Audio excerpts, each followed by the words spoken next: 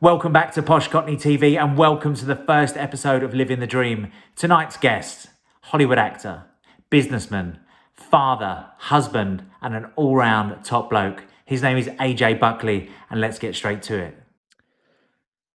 AJ, thank you for coming on the show. How are you? Good, mate. It's good to see you again. Yeah, it's been a long time, and obviously you're on the other side of the water, and I'm still in London. So where are you right now? I'm in Redondo Beach, California. It's where I live. Are you? So it's we're just like I'm a little south of Venice and Manhattan Beach. Fantastic, and the weather's good. Weather's good. Yeah, we get this like gloomy thing in the morning because I live right on the beach, and then probably around noon it clears up. It's like a little marine layer. So yeah, it's good, man. It's good. It's been an odd 3 months, man. Just with this whole pandemic thing, and that California is just shut down again, and it's just I think it's bizarre. I feel like I'm in some sort of weird sci-fi movie that I can't get out of. Well, before we talk about how that's affected you, some people that are watching right now might not know who AJ Buckley is. Why don't you give us a little bit of an intro? My name's AJ Buckley. I was originally born in Dublin, Ireland, and I left Ireland when I was 6. And then I started acting. And my first sort of big break was on a TV show called CSI New York. I played Adam Ross on that, and I did 9 seasons of that with Gary Sinise, and then did various other series, a year here and there on different series like Justified and Murder in the First, and Narcos, and a show called Pure. And then I'm now currently on season 4 of a show on CBS again called SEAL Team. It's about Navy SEALs. Hence this long bearded this look. I'm actually when I'm done this, I'm heading to train because we're supposed to be about 6 weeks out from filming, and so the training regiment has picked up. But when I shot CSI New York, I was about 140 pounds soaking wet, and now I'm about 185. So it's literally where the casting director saw me. The same lady that cast me in CSI New York when I'd walked in. So I trained for this other project. I put on a fair amount of size, and when I walked in the room, she's like, "Did you just eat your character? Like what happened?" So, but it's great, man. It's probably one of my favorite jobs in the sense of one, you get to fly around in Blackhawks and blow things up all day, so it's like a little boy's dream. But you basically get paid to work out. We're training like 5-6 days a week, 2-3 hours a day. It's intense, but it's awesome. Some people doing all that training, that they think of it as their worst nightmare, but you really love it, don't you? I mean, I can tell on your Instagram. I mean, you are pumped every single day. You're looking fantastic. The beard looks great. Thank you. That's right. Yeah, I had some. It was going a little gray in the pandemic, so I had a little, had to hide a little bit. What did the wife say about the beard? Does she like it? She does, man. She does. It's so funny when we first. I've always kind of had a beard, but not like this. And there was one time I had to shave for something, and I think my daughter was around 2, and my daughter actually was scared of me. She didn't know who I was. I came downstairs and she was like, "Oh, Dad." And then my wife, she was like, "Yeah, I think I prefer you with a beard." It just, she's like, I don't know what it is. So I've gotten so used to it now. It's kind of become part of me. And in season 1, when we were filming, the shoot is 10 months. So it's a really grueling 10 months, and we were outside pretty much all the time. And in season 1, we were deployed in Afghanistan for a majority of the season. And sort of a rule of thumb with the SEALs is they're the only department in the military that don't have to shave. A lot of it they blend in, whatnot, but also too, sort of, you can tell how long a SEAL has been deployed by the length of their beard. So for a bunch of the cast, we said we're not going to shave at all. So for 8 months, no haircut, no nothing, and it was insane. Like my daughter was, when I would come home, be so excited. I'd be sleeping, and she'd put like Lego Man in my beard, and then I go to work in the morning, and like the makeup lady would brush my beard. And she was like, "What is this?" And she'd like pulling out my beard was down here. I had no idea. So, but yeah, it's a great job, man. It's based on a book called No Easy Day, which was written by Mark Owen, who was one of the team leaders that led the Osama bin Laden mission. And we have the guys that were on that mission. We have three of the guys with us. One of the guys that my character portrays, that the character was loosely based on, he's on set with me every day. A few guys from Delta. And all these guys now have they sit in the writer's room, become producers. They're a real intricate part of the show. And CBS was the first time in television history that over 70% of our crew are actual veterans. So we're surrounded, the entire set, guys who've just come home from war. They'll know someone on the set and they'll get a job right away. So the transition for them coming from war and actually getting a job and using their skills.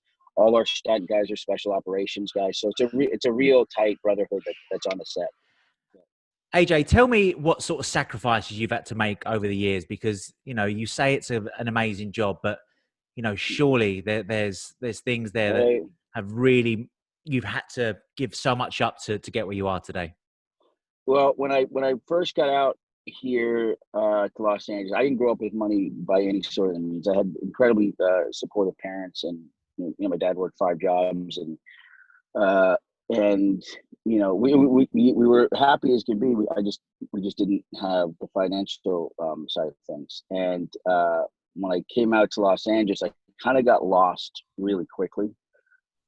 I didn't really have an identity of self, and I got mixed up with the wrong crowd, and so on and so forth, and drinking and whatnot. I kind of was pretending to be something that I thought people wanted me to be, as opposed to being the man that my father raised me to be. And it kind of put me in this weird state where, because I'd worked, when I got here, I started working right away, which is unheard of. And I got very comfortable thinking that this is going to be an easy stroll. And I lost my way, and I got out of shape, and lost my focus. And then all of a sudden I didn't have any money. And I was pretty ashamed with myself. Really had to have a come to Jesus moment. I actually remember, funny that I'm sitting in my car right now. I was sitting in my car because I didn't have a place to live. So I was living out of my car, and I had a conversation with myself in my rearview mirror. And I was just like, look, yeah, you fucked up. Yeah. I don't want to take another dollar from somebody that's helped me, because I need to define myself on my own as the man that I am. And any dollar that comes into my account, I want it to be from the work that I've made. And it took me in all seriousness, it took me about a year and a bit to really kind of come full circle. I bounced around on people's couches and stuff like that, but there was many a night I slept in my car and just was trying to figure it out. And there was a gym, thank God there's a gym that I went to that I knew the guy at the front. He never checked my badge to come in. He just buzzed it. So I was like, every morning I thought he was going to be like, hey, or a new person be like, hey, I would just wave at him and buzz me in. So I'd shower at the gym. And, but it was the best thing that ever happened to me. It kind of really, like, I took something for granted. And then when I got to the place, and I remember this, I got to the place where I was okay with telling people that I didn't have any money, but I was doing everything that I loved.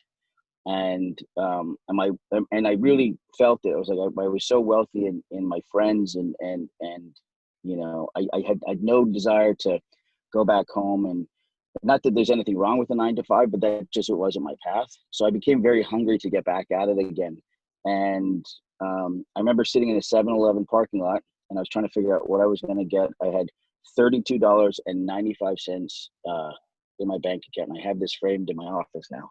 And I got a call from CBS that I just signed a 7-year deal with them, and it was kind of like the best moment of my life. But I have it literally on my desk, and that bank receipt, wow. And it's just such a cool reminder of not to give up, and not to take anything for granted, and never take your eye off the prize or get comfortable, because there's always somebody else out there. There's always something else that moment isn't always going to be there. Yeah. And it's a fantastic story, and it's amazing how many people similar to yourself have had that sort of experience. If there was a young actor in London right now who looked up to you, loves you on SEAL Team and everything else you've done, what would be the best advice you'd give them? Be fearless. Be absolutely fearless. You have to, Be okay. You're gonna get 2,000 doors shut in your face, and you come back the next day even more hungry. Allow that to, don't take offense to it. Don't let it get you down. When a door shuts, realize 99% of the time has nothing to do with you, Yeah. but just be better and be better at the craft and the understanding what it is, and fucking enjoy life, man. I mean, there's so much to be chasing, and that for me, what it was, I had to go back and realize how lucky I was to be actually going after my dream, and that was my goal. I know so many people that have this regret in life that they never went after what it was that they want. They took the other path, which is fine, but there's something inside them that, like, I wish I had done it. So in order to go down that path, you have to be fearless. You have to, and you have to treat the hunt as a job. You have to have a schedule. You have to have commitments and goals. And whether it's, if it's training or this, but just little goals within yourself, and be okay on the journey. Enjoy that journey. And I have a big part of my thing now is just I've got really great people in my life that are either actors or doctors, or they're this or they're, but they're people that are like-minded, that have a drive in them.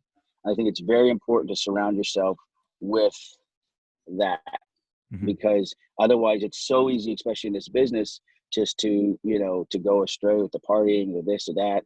And there's a true story happened to me. I would where the sort of second part of the transformation in my life was that my dad had died, and I lost my way a bit, and I just kind of fall into some bad habits again. And I remember getting a call for something. It was a huge franchise pick, and I'd gone in and I tested, and I basically the director had called my team and said, "Look, I want AJ for the job, but we don't have enough time to get him into the physical shape that we need him to get into." And this is before SEAL team or anything. And I had just had my daughter, and this was life-changing role. And the feeling I've got that I'd slipped and took my eye off the prize. And I just had said, okay, look, I need to make it a full-time job, getting in the best shape of my life, and keeping it. So an opportunity like that doesn't come again. And thank God it did. But, it's just little reminders that the business will bite back and remind you really quick, and look, everybody's allowed to have an off day. You're allowed to have those things, but off weeks, off months is then you're being lazy. And yeah, so that's the biggest thing is honestly, to be fearless. Never be okay with the failures, and then reward yourself by even working harder with the successes. I love that. Be fearless. So not only an actor, but also an entrepreneur now. So tell us about your new Yeah, business, which is completely different to what you do right now. I know. Well, it was about my daughter's 6 now, so it's exactly 6 years ago. I had my daughter Willow, she's my first child, and I brought her out to go watch a football game at this local that we go to, and I wanted to introduce her to all my buddies. And as soon as I get out of the car, she takes one of those magical poops that like went up her back. Yeah. Those ones that you like, how do Yeah, you yeah. poop through a diaper and it goes up your back? So I rush into the bathroom. So it's my first outing with her, and there's no changing table in the bathroom. And I'm freaking out. And then I go out to the guy, and he's like, yeah, we don't have, it's only the girls. And I'm like, okay. And then I went back into the bathroom. The changing pad that should have brought, that was given to us at the baby shower, wasn't there. So I literally take my shirt off, lay her down on this dirty floor, and instantly I'm like, I failed this father. I'm literally changing my daughter on this dirty floor. And I had this idea while I was doing it. There was, because the way I laid the t-shirt out and the diaper bag, if I had a changing table that folded out, I'd never have to worry about this again. I could change her anywhere in this. So I came home. I talked to my one of my best friends, Artie, who became my business partner on this, and we had no clue what we're doing. We're like, yeah, diaper bag this. We Googled it, couldn't find it. So we did like 12 prototypes, flew to China, my wife thinks I'm crazy because I'm literally emptying our life savings into a diaper bag. She's like, "You've lost your mind." And we fly back. We only have like 5 bags made. We go to the ABC Kids Show in Vegas, which is like the biggest kid show in the world, where they introduce new products and you meet big box stores. And on like the second day, they came by and like gave us a blue ribbon and said like we won like which is the biggest award there, like the Mommy's Blog Award, and then we won the best innovation of 2017. Wow. And people came up to us and wanted to take orders. We didn't have any order. I had to fly somebody in who knew how to. I didn't even know how to take an order. We just went there for completely R&D, and we're like, oh shit, so we got something. And then over the course of years, again, just we didn't understand what we were doing, made a bunch of mistakes, and but we wanted to make the bag with the best material and the best this. So we basically got, by the time it landed, cost from China, we'd outpriced ourselves to being in any store, which was a blessing in disguise because it really made us focus on our e-commerce and growing that side of it. And then over the course of each year, it got better and better, and it was just a slow climb. Like the first month, I think we sold like 3 bags, and then the next month it was 6 bags, and it was a slow sort of thing. And we'd spent all this money in, ads and with baby products. What we realized is that there's no clever ad that gets parents to buy baby product. Baby products are sold in the playground when one mom goes, "You got to get this product." Yeah. So we just realized, because if a mom says to another mom or dad, "You got to go get this product," you literally will buy it on Amazon. Oh, is this going to help me with this journey that I'm on right now? It's going to make my life easier. So then over the course of the next couple of years, each year it got better and better. And then we decided to make a segue in sort of the green space. And because with the tariffs on China and stuff, we ended up moving to Indonesia. And we found this company. There's this amazing company. They're one of the only companies in the world that do 100% recycled plastic. Yeah. So we changed, and we saw the material. They actually felt like Tumi bags. Like it was awesome material. So we changed our entire line, and we were the very first diaper bag in the world to be 100% recycled plastic, which kind of added to our whole thing: clean baby, clean planet, and the whole. And then within, the last year and a half, the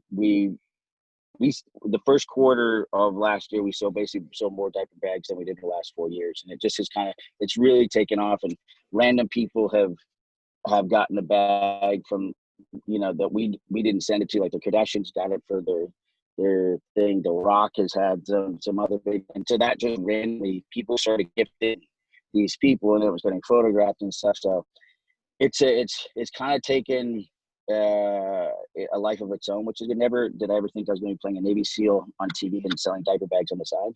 So it's like, Amazing. but when I think, and then with the pandemic, we definitely, because we had shipping stuff over, it just, everything kind of got slowed down, and then everything opened up again and stuff. So it's been good, man. I really feel I'm very grateful that for my daughter's magical poop. But again, if I had known what was going to take to get into the diaper bag business or just the baby product world, somebody had to laid it out for me. I don't know, honestly, if I would have taken the risk. But again, it was that being fearless. I was like, I had an idea and just was like, we were just full charging, and we said, let's go. And I think when people met us and they're like, so you've never done this before? We're like, no, but we were so like, this is it. Like we saw a gap in a market space, and it's a $23 billion marketplace. And I was like, dude, if I can just get a percent of that I'll be happy. It's like, so it's been good, man. And now we're expanding and growing, and we're sold all over the world now. And but yeah, which People Magazine named us last year the top diaper bag on the market. So it's been great, man. It's fun. Well, I'm definitely going to share the link to check out the Thank diaper you. bags. And people after the show can, well, I'm sure we'll get in touch with you to purchase them, because they sound like every mum and dad's must have. And it's been incredible speaking. It's been incredible speaking to you, AJ. I can't wait for you to come to London, and I'll come out to California and see you there. I wish you all the best with the next season of SEAL Team. Thanks, brother. And yeah, keep up the good work, man. I love your spirit, and keep being fearless.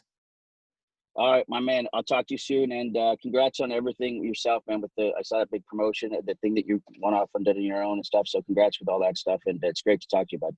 Thanks, mate. Enjoy yourself and All love right, to the all family. right, Bye bye. all right. Take care.